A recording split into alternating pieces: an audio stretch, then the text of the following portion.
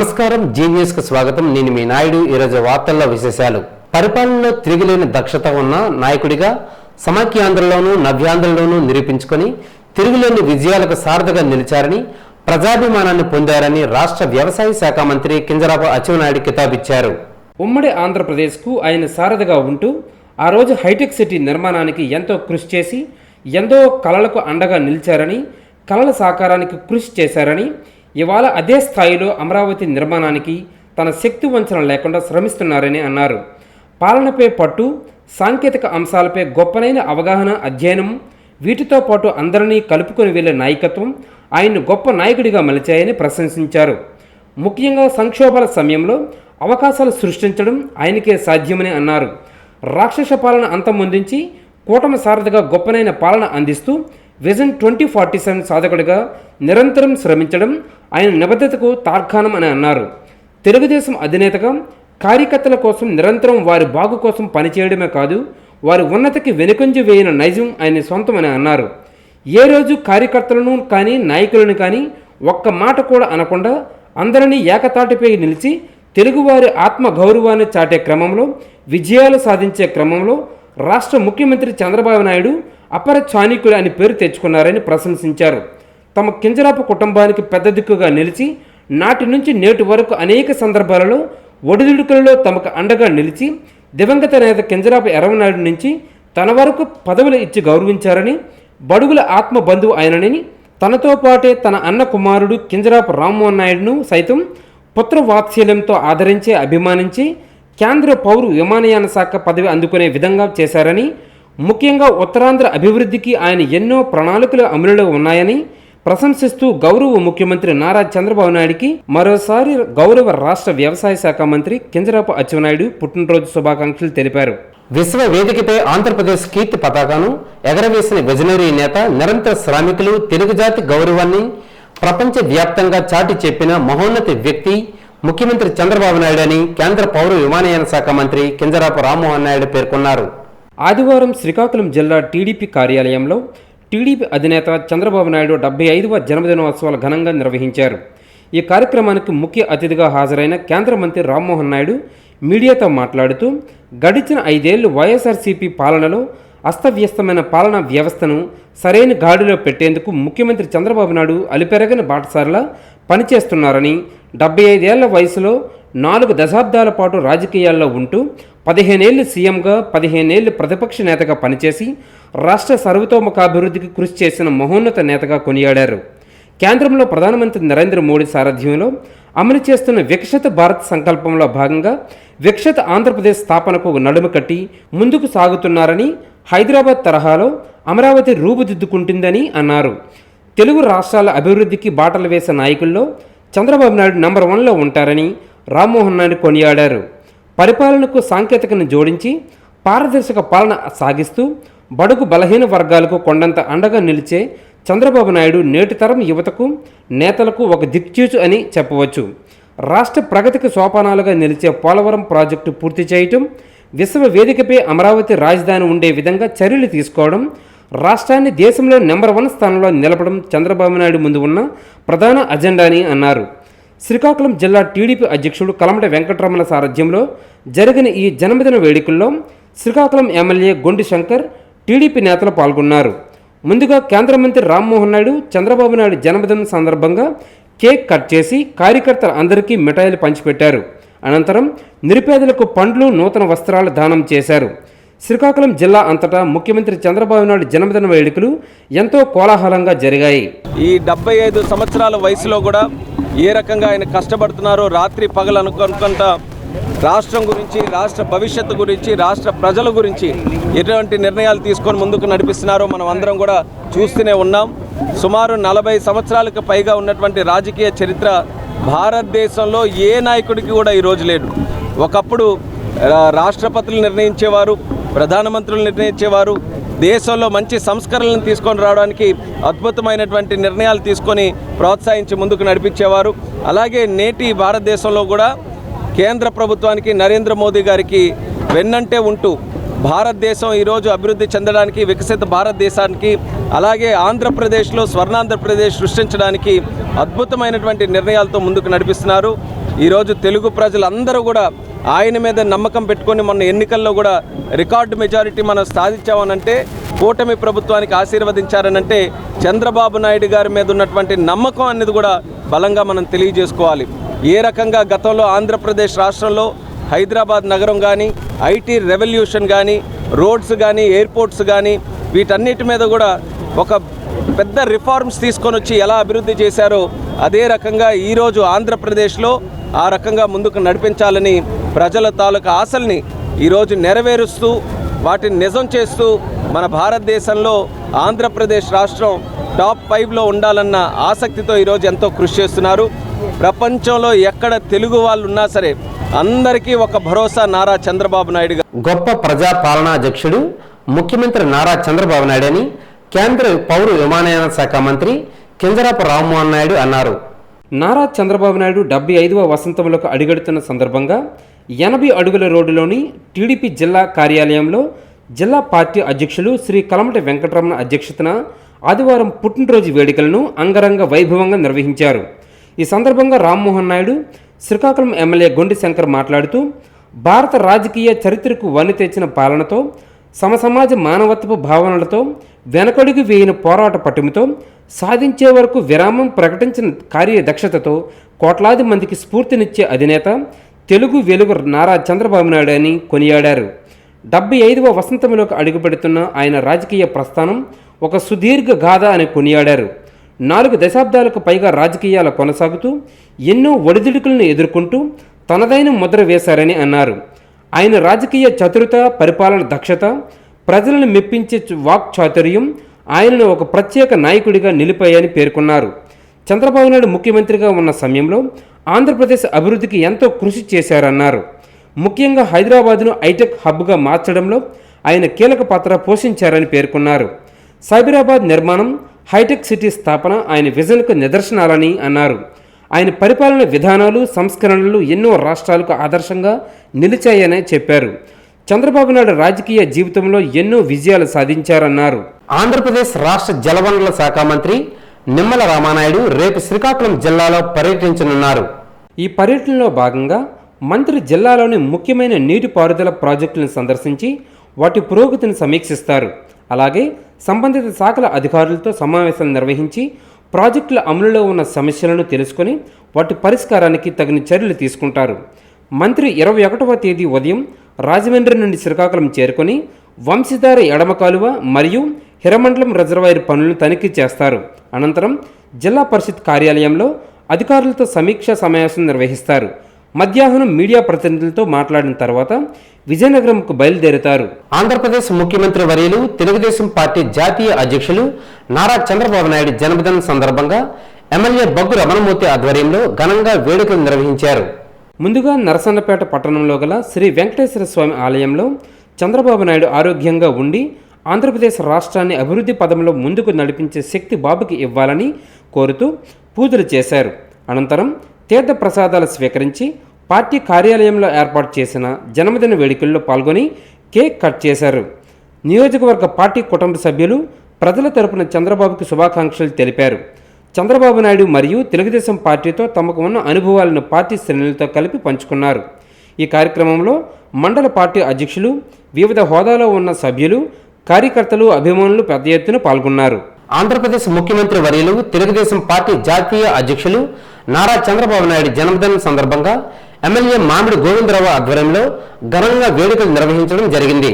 ముందుగా పాతపట్నంలో బైక్ ర్యాలీలో పాల్గొని తరువాత శ్రీ నీలమణి దుర్గ ఆలయంలో చంద్రబాబు నాయుడు ఆరోగ్యంగా ఉండి ఆంధ్రప్రదేశ్ రాష్ట్రంను అభివృద్ధి పదంలో ముందుకు నడిపించే శక్తి బాబుకి ఇవ్వాలని కోరుతూ పూజలు నిర్వహించడం జరిగింది.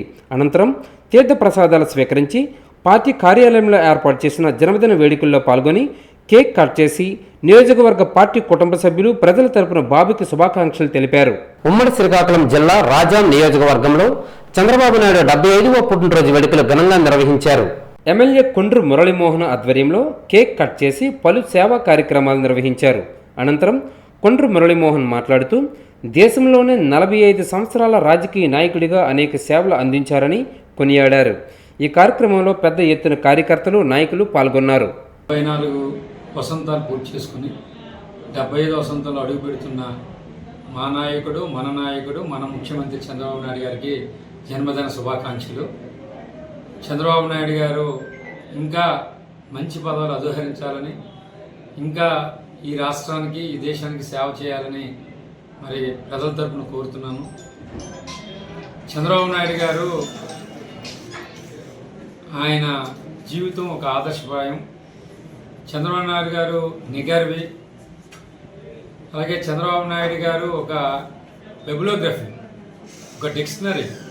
అది రాజకీయం అయితే అయినవచ్చు, టెక్నాలజీ అయి ఉండొచ్చు, లేకపోతే ప్రజల కోసం ఏం చేయాలి అనేది కానీ ఇవన్నీ కూడా ఆయన్ని చూసి యువత నేర్చుకోవచ్చు.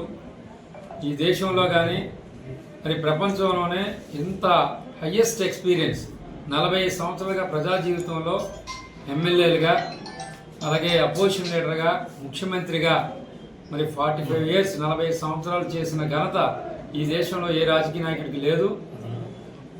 మరి ఈరోజు ఆయన కోరుకున్నది దేశంలో నెంబర్ 1 అవ్వాలని, అలాగే భారతదేశంలో ఆంధ్రప్రదేశ్ నెంబర్ 1 అవ్వాలని ఆయన కోరిక. అది దానికి అనుగుణంగానే ఈరోజు ఆయన 2047 కానీ లేకపోతే P4 లాంటి కార్యక్రమాలు కానీ ఇవన్నీ తీసుకురావడం జరిగింది. ఉమ్మడి శ్రీకాకుళం జిల్లా పాలకొండ నియోజకవర్గ సభ్యత్వ కార్డుల పంపిణీలో తెలుగు తమ్ముళ్ల మధ్య ఘర్షణ నెలకొంది. ఇన్ఛార్జ్ పడాల భూదేవి వర్గం మరియు వ్యతిరేక వర్గం మధ్య మార్కెట్ కమిటీ నామినేటెడ్ పదవుల వ్యవహారం చిచ్చు రగిల్చింది. అరకు పార్లమెంట్ అబ్జర్వర్ హర్షవర్ధన్ ప్రసాద్ ఎదురుగానే ఇరు వర్గాల ఘర్షణ పడడంతో పాటు 2024 సార్వత్రిక ఎన్నికల్లో కూటమికి వ్యతిరేకంగా పనిచేసిన ఇన్ఛార్జిగా పడాల భూదేవుని తక్షణమే ఇన్ఛార్జిగా తప్పించాలని 4 మండలాల కార్యకర్తలు నినాదాలు చేశారు. 2024 ఎన్నికల నుండి ఉప్పు నిప్పులా ఉంటూ వస్తున్న పడాల భూదేవి వర్గం మరియు ఆమె వ్యతిరేక వర్గం మధ్య ఉన్న అంతర్గత ఆధిపత్య పోరు బొగ్గుమంది. సభ్యత్వ కార్డుల పంపిణీ కోసం వచ్చిన అరకు పార్లమెంట్ అబ్జర్వర్ హర్షవర్ధన్ ప్రసాద్ సాక్షిగా బహిరంగంగానే ఇరు వర్గాల బాహాబాహీకి దిగాయి. ఎన్నికల్లో కూటమి తరపున జనసేన అభ్యర్థి నిమ్మక జయకృష్ణను ఓడించాలని, వైసీపీకి అనుకూలంగా ఓటింగ్ వేయించేందుకు కుట్ర పన్నిన వారికి మార్కెట్ కమిటీల పదవులు దక్కడంపై 4 మండలాల తెలుగు తమ్ముళ్లు తీవ్ర అసహనం వ్యక్తం చేశారు. తక్షణమే పాలకొండ నియోజకవర్గ ఇన్ఛార్జిని మార్చాలని, లేకుంటే నియోజకవర్గంలో పార్టీ ఉనికి కోల్పోయే ప్రమాదం ఉందని హెచ్చరించారు. పరిస్థితి అదుపు తప్పడంతో అబ్జర్వర్ హర్షవర్ధన్ ఇన్ఛార్జ్ పడాల భూదేవిని అక్కడి నుండి బయటికి తీసుకుని వెళ్లిపోయారు. తమకు సమాధానం చెప్పకుండా కార్యక్రమం నుండి వెళ్లిపోవడంపై తెలుగు తమ్ముళ్లు నిరసన వ్యక్తం చేస్తూ పాలకొండ ఇన్ఛార్జికు వ్యతిరేకంగా కోటదుర్గమ్మ దేవాలయం వరకు ర్యాలీ నిర్వహించారు. ఒక ఇంట్లో కూర్చొని సోషల్ మీడియాలో పోస్ట్ పెడితే నీకు పవర్ ఇవ్వాలా? ఈరోజు ఒక సామాన్యుడు ఓటేస్తాడు, సంక్షేమ పథకం ఇస్తాం. ఒక నాయకుడు బాగా కష్టపడతాడు, ఓ పదవి ఇస్తాం. ఒక నియోజకవర్గాన్ని చక్రం తిప్పి రాజకీయాల్లో పార్టీని భవిష్యత్తు నిర్ణయం చేసిన వ్యక్తికి ఒక ఇన్ఛార్జ్ ఇస్తాం. వీళ్ళకి అర్హతలు ఉన్నాయా అని అడుగుతున్నాం. అర్హత లేని వాళ్ళు ఈరోజు మేము ఈవేళ అబ్జర్వర్ల దగ్గర తెలుగుదేశం పార్టీని దిగజార్చారు. ఆవిడ ఏ ఆలోచనతో ఈరోజు మీటింగ్కి వచ్చింది? నిన్ను ఎవరైనా మెచ్చుకుంటానరా? నిన్ను రమ్మంటానరా? నీకు ఏ హక్కులు ఉన్నాయి? ఈరోజు గత ఎన్నికల్లో నువ్వు ఎవరైతే చెప్పుడు మాటలు విని అసందర్భంగా నువ్వు పదవితో వైసీపీకి ఓటేసి ఈరోజు ఇంకా నేను తెలుగుదేశంలో ఇన్ఛార్జ్ను, నేను కొనసాగుతాను, నేనే కమిటీలు వేస్తాను, నేనే పదవులు ఇస్తానంటే అది పొరపాటు. ఈరోజు నీ పార్టీ కార్యాలయం దగ్గర ముందుండి మాట్లాడుతున్నాం. ఈరోజు మీకు రేపు చంద్రబాబు పుట్టినరోజు ముందు రోజు మీకు చెప్తున్నాం, మేమందరము కష్టపడ్డాం కాబట్టి ఈరోజు నీ పార్టీ ముందొచ్చి నీకు ఖండన ద్వారా ఈరోజు నీకు అడుగుతున్నాం. నీకు ఏ ఊర్లో నీకు ఓటు బ్యాంక్ ఉంది? ఈవేళ దొంగ సభ్యత్వాలు వైసీపీ నుండి సభ్యత్వాలు చేసుకొని ఈరోజు మాకు సభ్యత్వాలు ఉన్నాయి, మేము తెలుగుదేశం కొనసాగుతామని ఇక్కడ మేము వినుకోము, మేము ఒప్పుకోము. మిమ్మల్ని నియోజకవర్గం నుంచి పారదోలే వరకు మేము నిద్రపట్టాం. మేము ఓటమి ఎమ్మెల్యే ద్వారా ఈ నియోజకవర్గాన్ని అభివృద్ధిలో బాటలో ఉంచాం. చంద్రబాబు నాయుడికి పేరు ప్రతిష్టలు వచ్చే విధంగా ప్రజల్లో ఈ అభివృద్ధిని చూపిస్తామని తెలియజేసుకుంటాం. తూర్పు తీరంలో పర్యావరణ పరిరక్షణకు ఒక ప్రత్యేక వేదికగా నిలుస్తున్న olive Ridley తాబేళ్లు beach festival Baruva తీరంలో అట్టహాసంగా ప్రారంభమైంది. ఏప్రిల్ 19న మొదలైన ఈ వేడుక విద్యార్థులు మరియు స్థానికుల ఉత్సాహభరితమైన భాగస్వామ్యంతో తాబేళ్ల సంరక్షణ ప్రాముఖ్యతను చాటి చెబుతోంది. ఈ కార్యక్రమం 2వ రోజు కొనసాగింది. ప్రతి ఒక్కరూ ఈ అవకాశాన్ని సద్వినియోగం చేసుకుని తాబేళ్ల సంరక్షణకు తమ వంతు సహకారం అందించాలని కోరుతున్నామని జిల్లా అటవీ అధికారి ఎస్ వెంకటేష్ కోరారు. అటవీ శాఖ ఆధ్వర్యంలో ట్రీ ఫౌండేషన్ భాగస్వామ్యంతో చేపట్టిన తాబేళ్ల గుడ్ల సంరక్షణకు జిల్లాలో 13 సంరక్షణ కేంద్రాలు నిర్వహిస్తున్నట్లు తెలిపారు. ఆలివ్ రిడ్లీ తాబేళ్లు ఒడ్డుకు వచ్చి ఇసుకల్లో సుమారు 80 నుంచి 120 గుడ్ల వరకు పెట్టి వాటిని ఇసుకతో కప్పిపెట్టి మరలా సముద్రంలోకి వెళ్ళిపోతాయి. ప్రతి ఉదయం తీరంలో వాలంటీర్స్ వాటి అడుగుజాడలను బట్టి గుడ్లు పెట్టిన ప్రదేశాన్ని గుర్తించి వాటిని సేకరించి సంరక్షణ కేంద్రాల్లో భద్రపరుస్తారు. ఇవి సుమారు 45 నుండి 50 రోజుల సమయంలో పిల్లలుగా మారుతాయి. వీటికి ఇతర ప్రాణుల నుండి హాని లేకుండా సంరక్షణ కేంద్రాల్లో ఇసుకలో కప్పిపెట్టి ప్రతిష్టమైన భద్రతా ఏర్పాట్లు చేస్తారు. ఈ నెల 19వ తేదీ నుండి 20వ తారీఖు వరకు ప్రతిరోజు ఉదయం 5 గంటల 15 నిమిషాల నుండి 6 గంటల సమయం మధ్యలో ఈ పిల్లలను సముద్రంలోకి విడిచిపెట్టడం జరుగుతుందని, ప్రజలను విద్యార్థులను ఈ కార్యక్రమాన్ని తిలకించవచ్చని తెలిపారు. ఈ అద్భుత దృశ్యాన్ని తిలకించిన విద్యార్థులు తాబేళ్ల పట్ల మరింత ప్రేమ, బాధ్యత కలిగి ఉంటారని పేర్కొన్నారు. శ్రీకాకుళం జిల్లాలో గుర్తించిన 13 తాబేలు హ్యాచరీలలో మే 20 వరకు ప్రతిరోజు ఉదయం 5 గంటల 15 నిమిషాల నుండి 6 గంటల మధ్య తాబేలు పిల్లలను సముద్రంలోకి విడుదల చేసే కార్యక్రమాలు జరుగుతాయి. బుదగట్లపాలెం నుండి దెబ్బలపాలెం వరకు ఉన్న ఈ హ్యాచరీల వివరాలను ఫారెస్ట్ శాఖ తెలియజేసింది. ప్రజలు తమ సమీపంలోని హ్యాచరీలను సందర్శించి ఈ అద్భుతమైన దృశ్యాన్ని చూడవచ్చు. బారువ బీచ్లో నేడు 2వ రోజు బీచ్ ఫెస్టివల్లో భాగంగా పారా మోటార్ ఫ్లయింగ్ నిర్వహిస్తున్నారు. దీనిని విహంగ అడ్వెంచర్స్ అనే సంస్థ ఒక వ్యక్తికి 2000 రూపాయలు రుసుము వసూలు చేస్తూ నిర్వహిస్తున్నారు. దీనిలో ఒకసారి ఒక పైలట్ ఒక టూరిస్ట్తో గాలిలో విహరిస్తుంది. దీనిలో పైలట్ అందరూ డిఫెన్స్ సర్వీస్లో చేసిన వారు సురక్షితంగా దీనిని నడుపుతారు. ఈ సంస్థ గత 10 సంవత్సరాలుగా ఆంధ్రప్రదేశ్ పర్యాటక శాఖతో అనుసంధానంగా రాష్ట్రంలోని ప్రసిద్ధ పర్యాటక ప్రదేశాల్లో ఈ క్రీడను నిర్వహిస్తున్నారు. నేడు జిల్లా యంత్రాంగం చొరవతో ఈ క్రీడను బారువు బీచ్లో నిర్వహిస్తున్నారు.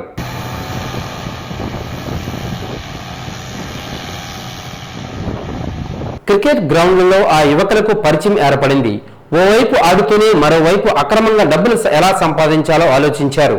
ఈ క్రమంలో గంజాయి అక్రమ రవాణా చేయాలని నిర్ణయించుకున్నారు. పోలీసులకు దొరికిపోయి కటకటాల పాలయ్యారు.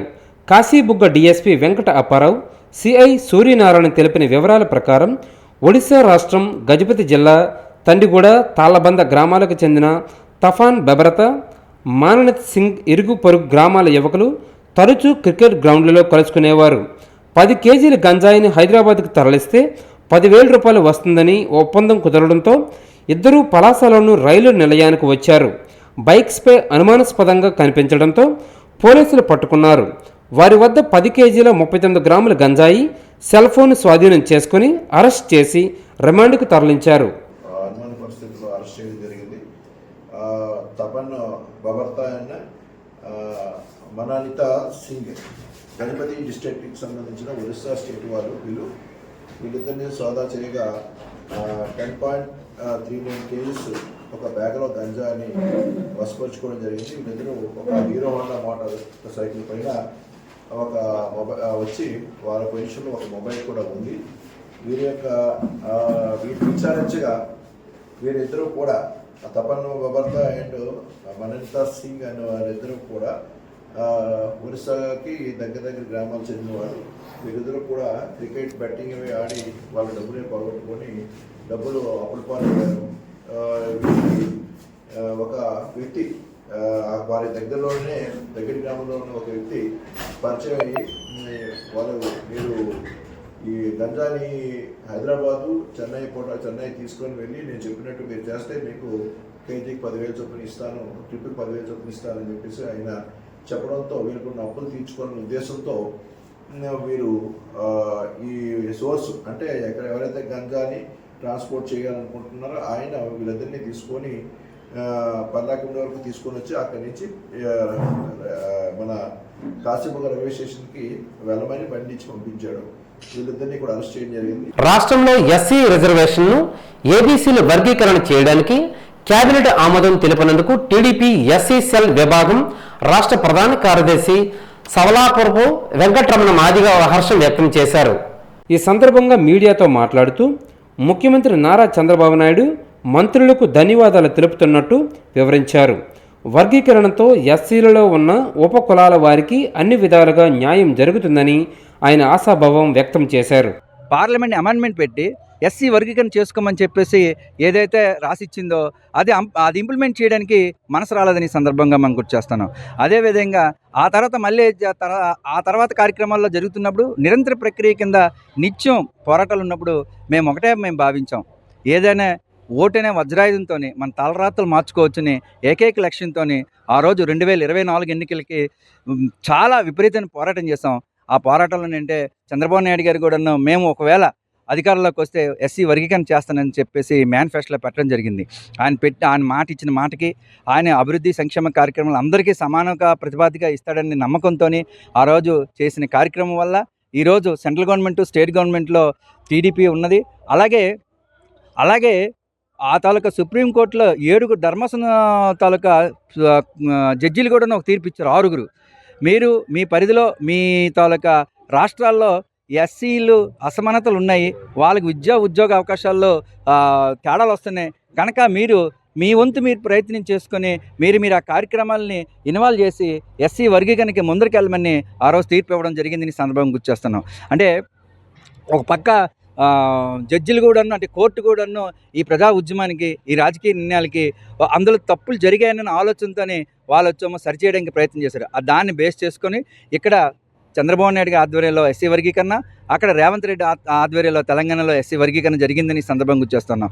అక్కడ తెలంగాణలో జరిగిందని కూడా మేము కృతజ్ఞతలు తెలియజేసుకుంటున్నాం, ఇక్కడ కూడా ఆంధ్రప్రదేశ్లో జరిగిందని కూడా మేము కృతజ్ఞతలు తెలియజేసుకుంటున్నాం. కేంద్ర రాష్ట్ర ప్రభుత్వాలు అమలు చేస్తున్న ఆయుష్మాన్ భారత్లో భాగంగా ప్రాథమిక ఆరోగ్య కేంద్రాల్లో నేషనల్ హెల్త్ మిషన్ పరిధిలో పనిచేస్తున్న కమ్యూనిటీ హెల్త్ ఆఫీసర్ల సమస్యలను పరిష్కరించాలని కోరుతూ సిబ్బంది శనివారం శాంతియుత నిరసన చేపట్టారు.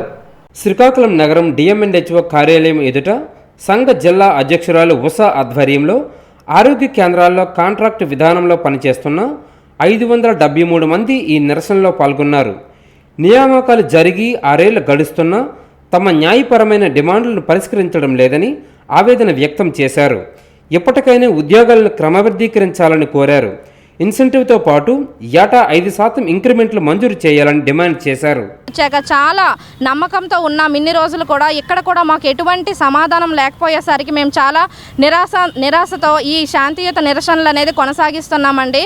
మేము ఎంతగా ప్రాబ్లమ్స్ ఫేస్ చేస్తున్నామంటే మాకు ఈ సిహెచ్ఓస్ క్యాడర్లో 80% లేడీస్ ఉన్నారు. ఈవెన్ ఒక నెల వచ్చేసరికి ఈఎంఐలు కానీ ఇవన్నిటితో కూడా చాలా స్ట్రెస్ ఫేస్ చేస్తూ ఎవరి ఫ్యామిలీస్లో వాళ్ళ సమాధానాలు చెప్పుకోలేక చాలా ఇబ్బందులు పడుతున్నాము.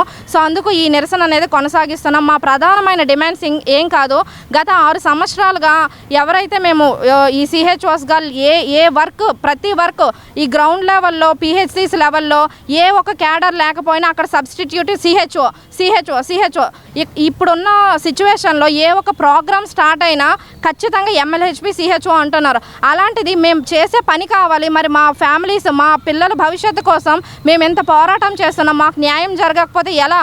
నేను క్వశ్చన్ చేసేది ఒకటే, ప్రతి సిహెచ్ఓస్గా 6 సంవత్సరాల నుండి పనిచేసి 6 సంవత్సరాలు నిండిన తర్వాత ప్రతి ఒక్కరికి కూడా ఆయుష్మాన్ గైడ్లైన్స్ ప్రకారం జీఓఐ ప్రకారం రెగ్యులరైజేషన్ చేయాలి. సో అది సుమారుగా మనకి స్టేట్ మొత్తానికి 350 మంది ఉన్నారు. వాళ్ళని వెంటనే రెగ్యులరైజేషన్ చేయించి రిమైనింగ్ వాళ్ళకి గైడ్ లైన్స్ అనేది ఇవ్వాలని మేము మనస్ఫూర్తిగా కోరుకుంటున్నామండి. అలాగే 2023లో 23% ఎన్హెచ్ఎం అన్ని క్యాడర్స్కి కూడా హైక్ని ఇచ్చారు. మా ఒక్క క్యాడర్నే అందులోంచి రిమూవ్ చేశారు. అది ఎందుకనేది కూడా తెలియదు. అలాగా ఆఫీసులు తిరుగుతూ ఉన్నాం కానీ ఎవరు కూడా మాకు సమాధానం ఇవ్వట్లేదు. వార్తలు సమాప్తం. మళ్ళీ తర్వాత బులెటిన్లో కలుసుకుందాం. నమస్కారం.